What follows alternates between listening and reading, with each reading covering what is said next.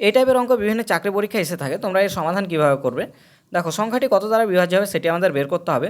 তো সমাধান করার জন্য এখানে দেখো 2 এর পাওয়ার 30 আছে, এখানে 31, এখানে 32 এবং এখানে আছে 2 এর পাওয়ার 33। তো কত কমন যাচ্ছে সেটা আমাদের বের করে নিতে হবে। তো এখানে 2 এর পাওয়ার 30 আছে, আমরা 2 এর পাওয়ার 30 আমরা সব জায়গাতে পেয়ে যাব। 2 এর পাওয়ার 30 সব জায়গাতে কমন যাবে, তাই আমরা 2 এর পাওয়ার 30 নিয়ে নিলাম। তাহলে এখানে পড়ে থাকছে 2 এর পাওয়ার 0 পড়ে থাকছে, 30 আমরা কমন নিয়ে নিয়েছি, যোগ আছে যোগ দিলাম। এখানে 2 এর পাওয়ার 1 পড়ে থাকবে, কারণ 30 আমরা কমন নিয়ে নিয়েছি। এখানে পড়ে থাকবে 2 এর পাওয়ার 2 এবং এখানে পড়ে থাকবে 2 এর পাওয়ার 3। এবার আমরা এখানে 2 এর পাওয়ার 30 লিখে দেবো। আমরা এটাকে ক্যালকুলেট করব না, আমরা এইটুকুর ওপরে এবার আমরা চলবো। তো এখানে 2 এর পাওয়ার 0 মানে কত হবে, 1 হবে। 2 এর পাওয়ার 1 মানে কত হবে, এখানে 2 হবে, কারণ 2কে 1 দিয়ে গুণ করলে সে 2 হবে, একটা 2 এর গুণ হবে।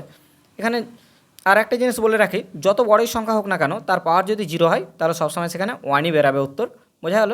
এখানে 2 এর পাওয়ার 2 আছে, মানে 2 এর স্কোয়ার মানে হয়ে যাবে 4। এখানে যোগ আছে 2 এর পাওয়ার 3 আছে, মানে 3টে 2 এর গুণ করলে হয়ে যাবে 8।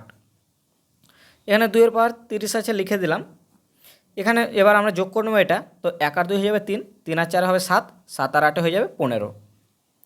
এবার দেখো এটা আমরা ধরবো না কোনো সময়, আমরা দেখব যে এই 15 কত কত দিয়ে বিভাজ্য হবে।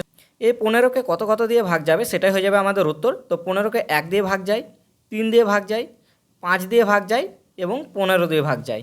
এগুলোই হয়ে গেল উত্তর। অপশানে এগুলোর মধ্যে যেটা থাকবে সেটাই হয়ে যাবে তোমাদের উত্তর।